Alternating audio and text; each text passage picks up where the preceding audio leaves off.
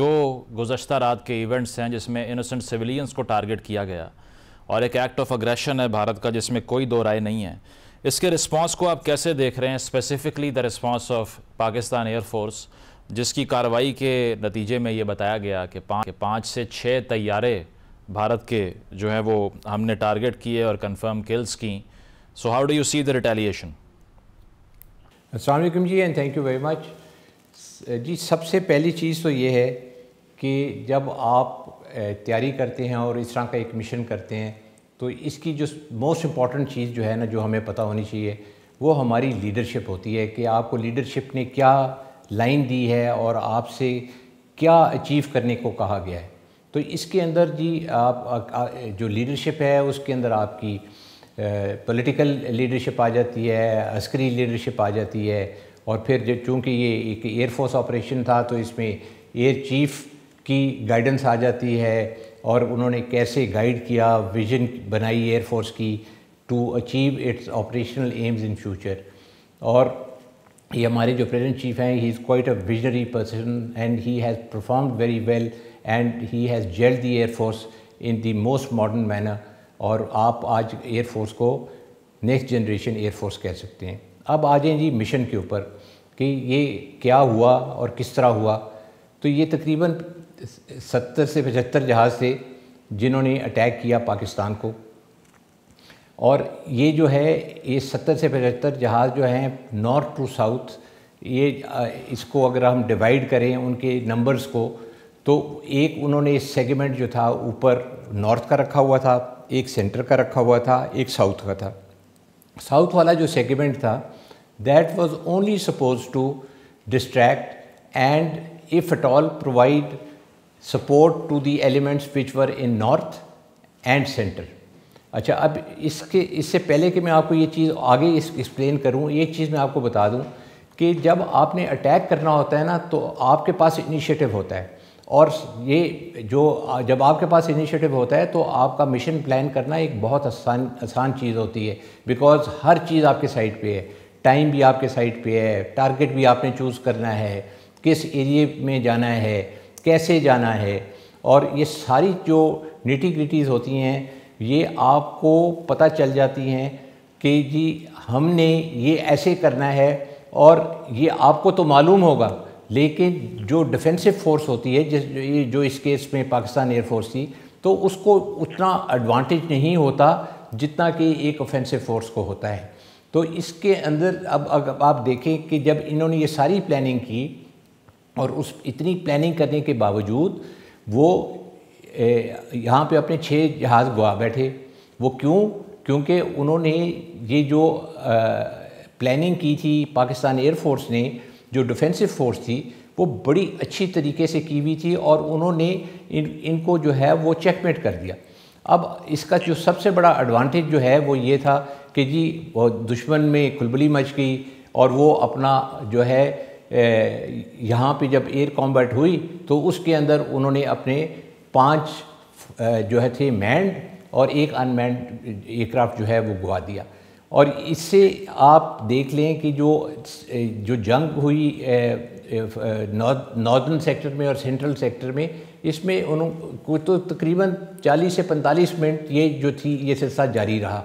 और इसके अंदर जब कॉम्बैट और इसके अंदर जो आपके थ्रेटनिंग एलिमेंट्स थे जिन्होंने पाकिस्तान के ऊपर मिसाइल दागने की कोशिश की, ये वो एलिमेंट्स थे। आसिम साहब एक चीज़ क्लैरिफाई कीजिएगा, क्योंकि DGISPR ने भी कहा कि पाकिस्तान की एयर स्पेस वायलेट नहीं हुई, इसी तरह हमने भी वो वायलेट नहीं की बिकॉज ऑफ S-400 या कोई और रीजंस भी हो सकती हैं। तो मैंने भी अपने 1-2 सोर्सेज से जो बात की बताया यही गया कि अपने मुल्क की डिमार्केशन के अंदर रहते हुए इस तरह की डॉग फाइट बहुत ही कम हुई है रिसेंट हिस्ट्री में। तो आप कंफर्म करेंगे इसको कि यही इसी तरह ऑपरेशनलाइज हुआ है कि तकरीबन 100 किलोमीटर के डिस्टेंस के ऊपर ये डॉग फाइट जो है वो हुई है कल रात?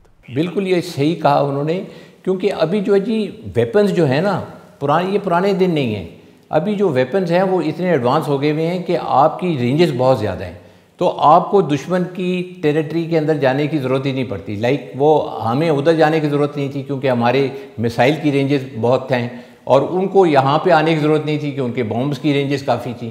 तो जब उन्होंने अपनी तरफ से अटैक किया तो उन्होंने हमारी जो थी इसका टेरिटरी वायलेट नहीं की, बाउंड्री लाइन से वो अंदर नहीं आए हमारी। और वो जो प्रॉबली जो जिस तरह की मुझे इतलात हैं, ये मिनिमम डिस्टेंस जो था उनके जहाज़ का हमारे बॉर्डर से तकरीबन 63 to 65 किलोमीटर्स था। सही। और इस पे जो बताया जा रहा है, जिस तरह डिफेंस मिनिस्टर साहब ने भी कहा और इसहाक डार साहब की स्टेटमेंट मैं देख रहा था अभी, कि वी वर आउट नंबर्ड के 70 से ज़्यादा एयरक्राफ्ट्स वहाँ से यूज़ हो रहे थे and we had approximately 40, right? जी बिल्कुल। देखें, जब आप आते हैं इसके लिए अटैक के लिए, तो आपके कुछ जहाज़ होते हैं जो अटैक के लिए होते हैं, कुछ जहाज़ आपके ऐसे होते हैं जो उनकी प्रोटेक्शन के लिए होते हैं, कुछ जहाज़ आपके सपोर्ट के लिए होते हैं जो डिफरेंट किस्म के सपोर्ट की फोर्स मल्टीप्लिकेशन करते हैं आपके। तो जहाज़ तो जो आपको अटैक के लिए, अटैक फोर्स के लिए आपको ज़्यादा जहाज़ चाहिए होते हैं और डिफेंसिव फोर्स के लिए आपको उतने जहाज़ नहीं चाहिए होते। लेकिन एक और भी चीज़ है कि अगर आपके जहाज़ जो हैं वो कम हैं लेकिन उनकी कैपेबिलिटी आपके दुश्मन से ज़्यादा है, तो आपको वहाँ पे ज़्यादा जहाज़ की ज़रूरत नहीं है, वो आपके कम जहाज़ भी वो काम पूरा कर सकते हैं। और इसके अंदर अब मैं बात करूँगा राफेल वर्सेस J-10, और वो ये है कि जी देखें, जब 2019 हुआ था तो हमारे पास फर्स्ट शूट कैपेबिलिटी थी। फर्स्ट शूट कैपेबिलिटी का मतलब है कि पहले जो देखेगा वो अपने एनिमी को उसके ऊपर वो मिसाइल दाग देगा इससे पहले कि दूसरा आगे से कोई हरकत कर सके। तो हमारे पास उस वक़्त फर्स्ट शूट कैपेबिलिटी थी, हमने उनके जहाज़ों को मार दिया। अच्छा, फिर उसके बाद जब मोदी साहब ने कहा जी हमारे पास राफेल होता तो हम इनको एक सबक सिखाते, तो उन्होंने राफेल जब लिया तो उनके पास फर्स्ट शूट कैपेबिलिटी चली गई और उसके ऊपर उनका मीटियोर मिसाइल था राफेल के ऊपर। फिर हमने अपनी, हमारी गवर्नमेंट ने और हमारी जो मिलिट्री लीडरशिप थी और एयरफोर्स की लीडरशिप, इन सारों की काविशों से हमें एक तैयारा मिला जिसका नाम J-10 था। ये हमने चाइना से लिया और इसके ऊपर जो मिसाइल लगा हुआ था वो बियॉन्ड विजुअल रेंज मिसाइल था।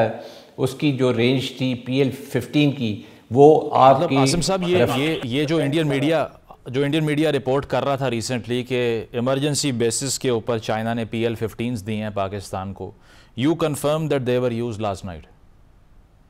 जी मैं ये तो नहीं मुझे मालूम कि जी वो अभी उन्होंने इमरजेंसी में दिए थे या नहीं, लेकिन मैं ये कंफर्म कर सकता हूँ कि आपकी जो हैं ये जो जिन मिसाइलों ने आपके इंडिया के जहाज़ गिराए हैं वो जो PL-15 थे। और यही मैं आपको बता रहा था कि जब हमारे पास PL-15 की कैपेबिलिटी आई तो हमारे पास फ़र्स्ट शूट कैपेबिलिटी वापस आ गई। अब वो फ़र्स्ट शूट कैपेबिलिटी के आने के बाद अभी जो सबसे बड़ी चीज़ हुई है वो ये है कि आपने वो जो उस वक़्त J-10 जहाज़ लिया, आज वो चैम्पियन है और जो आपने उसके ऊपर मिसाइल लगाए वो उसका नाज है। और फिर आप देखें कि उन्होंने जो हदफ अचीव किया वो उन्होंने PL-15 ने सारे जितने भी ये 6 जहाज़ गिरे हैं, 5 मैंड और 1 अनमैंड, ये सारी PL-15 की J-10 से किल्स हैं। सो ये एक बहुत बड़ा एडवांटेज था जब हमने J-10 लिया और PL-15 लिया। तो उसकी वजह से आज आप जो है सुरखरू हैं अपने इस मिशन के अंदर और आप इसके अलावा ये जो अब चूंकि एक तो कन्फर्मेशन का जहाँ तक आर्ग्यूमेंट है इंडियन मीडिया पे, तो इस बारे में कोई डिबेट ही नहीं है कि कोई तैयारा गिरा भी है या नहीं। बट मैंने जो 3 सबसे ऑथेंटिक सोर्सेज देखे, जिसमें दी इकोनॉमिस्ट के एडिटर, इसके साथ साथ रॉयटर्स की तरफ से और BBC की तरफ से ये कन्फर्मेशन कि उनकी टेरिटरी में उनके एयरक्राफ्ट्स गिरे हैं। तो अब जो उसकी फेस सेविंग के तौर पे वहाँ के मिलिट्री सोर्सेज बता रहे हैं वो ये कह रहे हैं कि इंजन फेलियर्स और इंजन जैम्स हो गए। आपको लगता है कि पाकिस्तान ने काइनेटिकली ये जहाज़ गिराए या कुछ और टेक्निक्स भी यूज़ हुई? नहीं जी, इसके अंदर सीधे सीधे PL-15 मिसाइल लगाए इनको, इसके अंदर तो कोई शक की बात ही नहीं है। लेकिन ये भी क्या भोंडी तरीके से रोना भी नहीं आता इन लोगों को या बहाने बनाने भी नहीं आते कि जी जहाज़ जैम हो गया, जहाज़ का इंजन जैम हो गया। जैम भी हो गया तो फेलियर है ना। आपने मिलियंस ऑफ डॉलर्स दिए फ्रांस को और ये लिया बदले में आपने।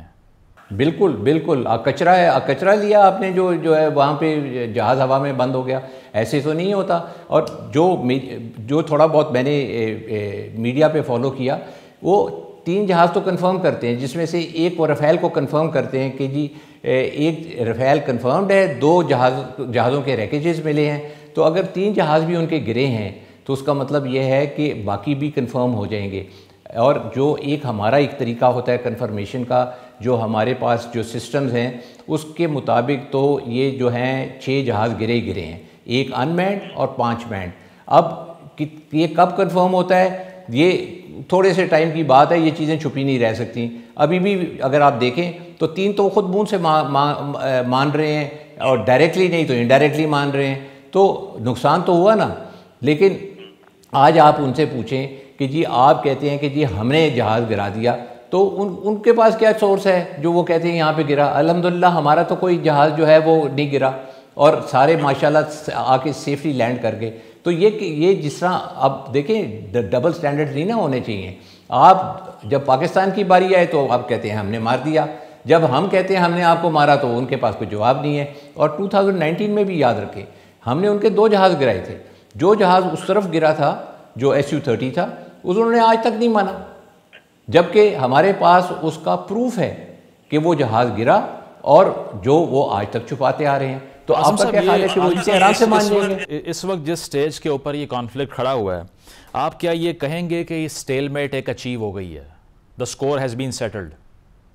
नहीं जी, मैं तो नहीं कहूँगा कि ये सेटल हुआ है। देखें, पहली बात यह है कि उन्होंने हम पे हमला किया, they violated our sovereignty, they came and they attacked us.